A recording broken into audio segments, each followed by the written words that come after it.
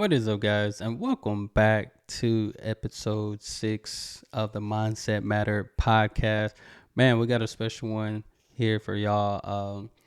I know all these topics, man. I really just give like a brief summary of just different experiences in my life and just how they really affect me in some type of way in my life. And man, I just know one of these days, just having different conversation with other people and how that relates, that's really going to make for just good valuable information that will help somebody, man. So hopefully y'all continue on to tune in. We on episode 6. Man, kind of trying to push these out every day when I have the time and or when I'm not feeling like I can't. I know I was a little under the weather just yesterday, and really the day before it was kind of eating me up.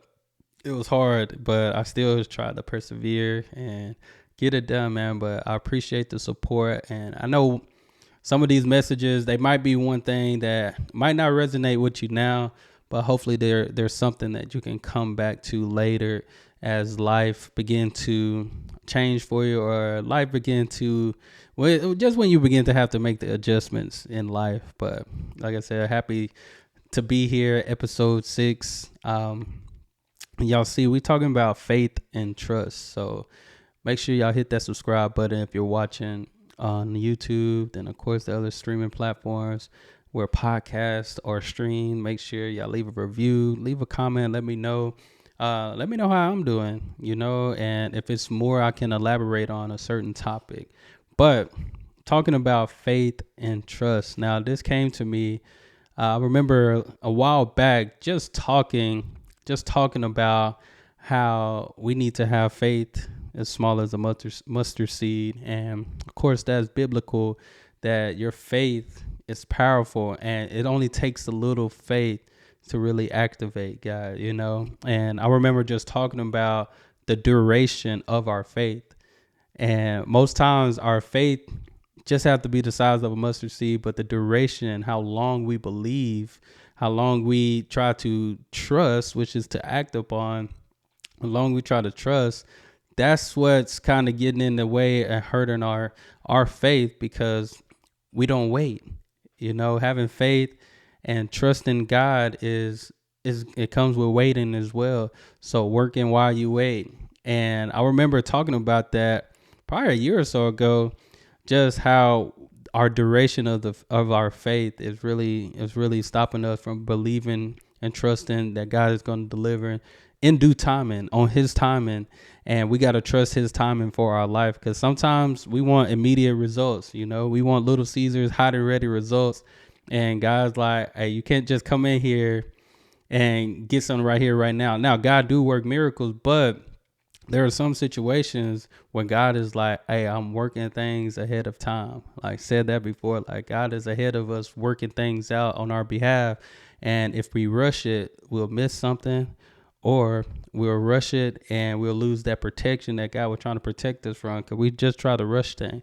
Being in the basketball world, man, things don't go right when you rush. Things do not go right when you rush. Now, when you're working hard, playing fast, or playing quick, that's the difference. But rushing is not the same as fast. Rushing is not the same as quick. They all have their different definitions. And sometimes when we think we're going fast, sometimes we're rushing and going out of control. So if you're going fast and being quick, you have some type of control there, versus me rushing things and now don't have no control of what it is I'm doing. And sometimes we can do that with life. We begin to rush things and we're not putting out our best. So just imagine if you taking your time, if you're just a fast worker, you're just a fast worker, but you know what you're doing. But there's people that rush things and they really can't put out their best or do their best simply because they rush through it. So just imagine taking your time, still working at your pace. Pace is another word you can throw out there, just working at your pace and doing those things. And that's what I feel like God works with us, because of course our time is not the same as God's time, and God's timing is different from ours. God's time is way different from ours. And sometimes we try to rush God, and that what kills our faith. That what hurts our faith, because we try to rush God and make it our timing versus his timing. And knowing that God can do no wrong. And if it's in his timing, I promise you, you're going to get the results that you're looking for. Now, just talking about faith and trust, I was reading up on, because in my mind, I'm thinking, man, what is faith and what does that trust look like? Because you hear a lot of people say, I have faith, but then their actions don't look like they have faith. You know, their thoughts don't look like they have faith. And I say that because sometimes you can see it on people's face. You know, you can see it by their actions if they have faith. Of course, we don't read minds. I don't read minds or nothing like that. But man, you can tell by a lot by what a person does and how they think, because most times what they think they're going to say.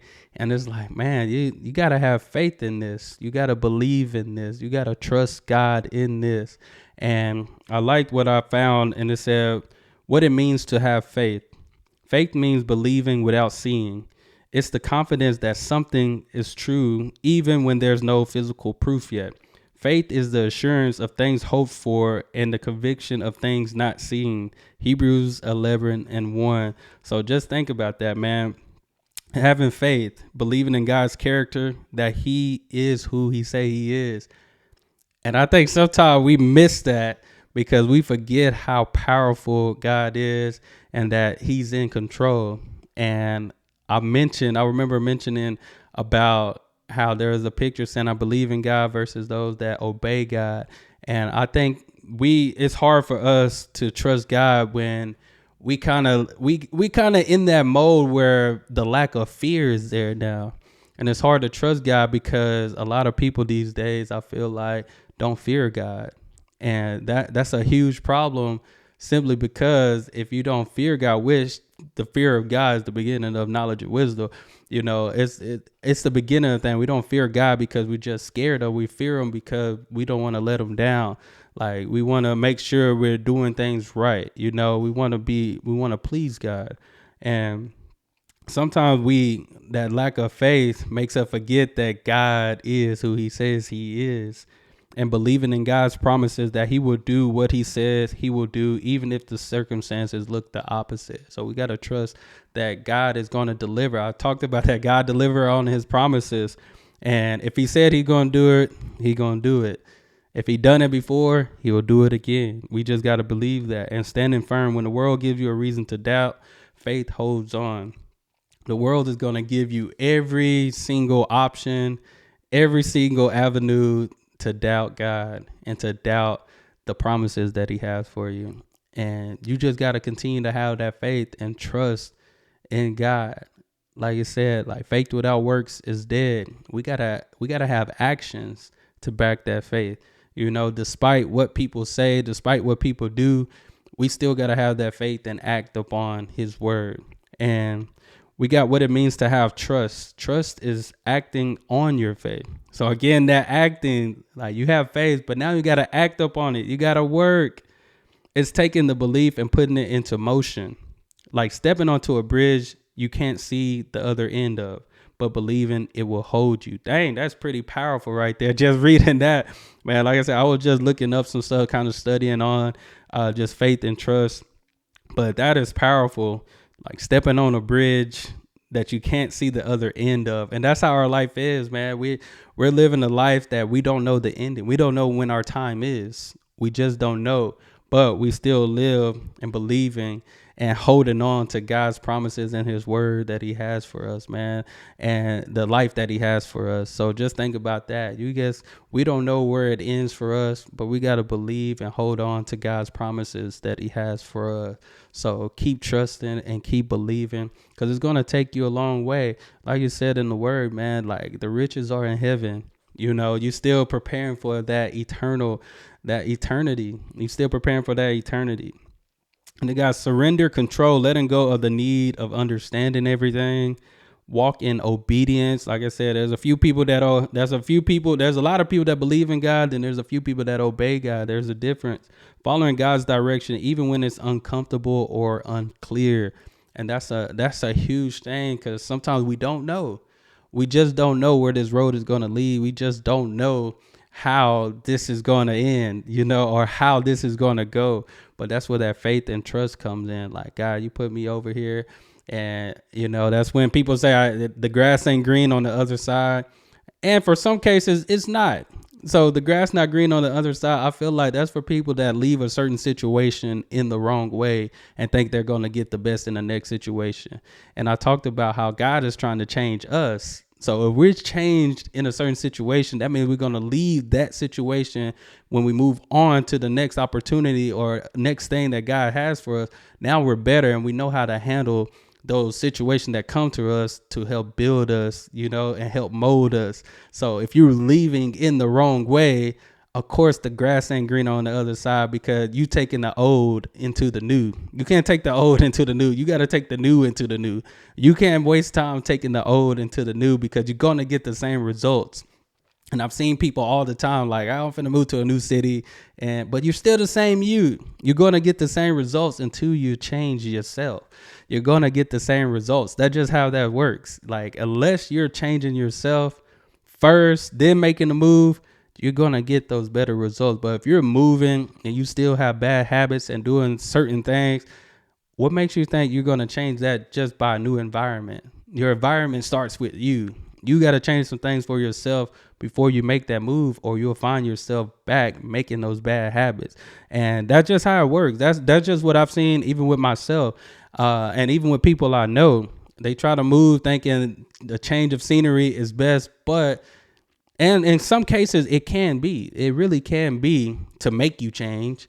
But some people take those bad habits to a new place, and you can't do that. So just think, if you're already creating bad habits, a new place is not going to fix you. You're going to fix you. God is going to fix you. Like, you got to take accountability first. Take care of yourself, then make the changes. Or if you think a new environment can help you change, then you still got to make those changes for you. You still got to change you. Okay. Then remaining calm in uncertainty, because you know who's in control and not what's in control. So knowing God's in control and not the pain that's in control of you, not the fear that's in control of you, not the bad situations. None of that is in control. God is in control. Don't stop letting other things take control of what God said you can bring to him, and he will take care of it. So that's the fear, that's the worry, that's the depression, that's the doubt. Give all of that to God, and he will take care of you. We got to give that all to him. Again, he's in control. You're either going to give that attention to God and give those things to God, or you're going to allow those things to control you, because those things can, if you give them power. If you give them control, they will take control of you. That's why you got to make sure you give control to God so he can take care of you, man. But this was a good read, and still have right here how faith and trust relate. Faith and trust work together like roots and fruit. Faith is the root, unseen, foundational, planted deep within. Trust is the fruit, visible, expressed through your choices, patience, and peace. Dang, that's worth reading again. How faith and trust relate. Faith and trust work together like roots and fruit. Faith is the root, unseen, foundational, planted deep within. Trust is the fruit, visible, expressed through your choices, patience, and peace. Faith is believing God can. Trust is believing God will. Faith says, I believe God exists. Trust says, I'll follow him even in the storm, man. So that's pretty deep. And it goes, like I said, this also makes for good conversation, because I just know, even talking to other people about their faith and their trust in God, their walk with God, and their experience, it makes for good conversation, just because like we're not in this alone, and everybody needs somebody.